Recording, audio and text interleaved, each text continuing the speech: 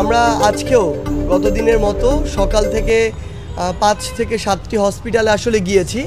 আমরা আমাদের যারা ভাই বোনেরা আসলে আহত অবস্থায় রয়েছেন তাদের খোঁজ খবর নেওয়ার চেষ্টা করেছি এবং আজকে আমরা প্রায় 2 ঘন্টা ধরে এখানে প্রায় 50 জন রোগীর সাথে দেখেছি, কথা বলেছি। মানে আসলে বাইরে থেকে বাস্তবতা একরকম, আমরা যখন এখানে আসি বাস্তবতাটি আসলে আরেক রকম। আমরা আমাদের মতো করে অনেক মতামত দিয়ে দেই, কিন্তু আমাদের রিয়েলিটিটাও একটু বুঝতে হবে আসলে। তো আমরা এই যে চক্ষু হসপিটালে যে এসেছি, এখানকার বিষয়টা একদমই ভিন্ন আসলে।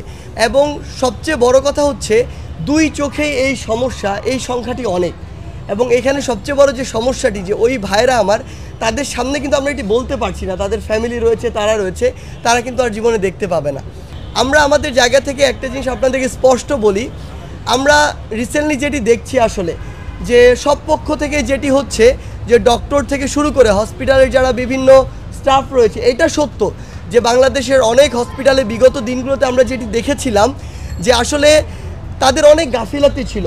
তারা তাদের মতো করে চলার চেষ্টা করত, মানুষের কথা কম চিন্তা করত। কিন্তু এখনও হয়তো এরকম কিছু হসপিটাল রয়েছে, কিন্তু কিছু হসপিটাল আমরা যেটি দেখতে পাচ্ছি যে ডক্টর থেকে শুরু করে স্টাফরা তাদের সর্বোচ্চ চেষ্টাটুকু করছে, কিন্তু আমাদের বিভিন্ন মহল থেকে আমাদের মতো করে আমরা তাদেরকে হয়তো রুটভাবে কথা বলছি, চাপ প্রয়োগ করছি।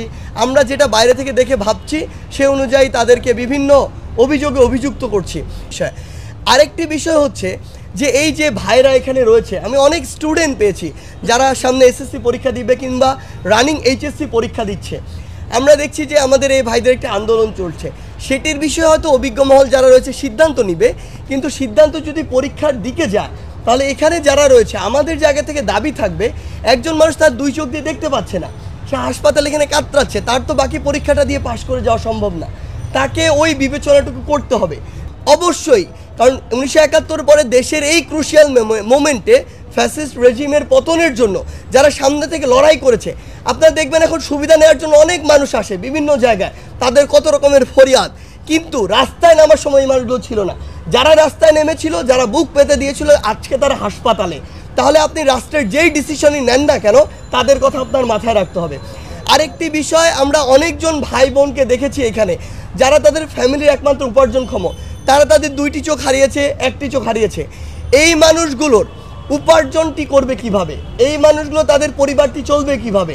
তাই রাষ্ট্রের কাছে আমাদের দাবি, আজকে যারা রাষ্ট্র পরিচালনা করছেন অন্তর্বর্তীকালীন সরকার হিসেবে কিংবা সামনে জাতীয় নির্বাচনের মাধ্যমে যারা করবেন, তারা যেন এই মানুষগুলোর কথা কখনো ভুলে না যায়। এই মানুষগুলোর পরিবার সারা জীবন সাফার করবে।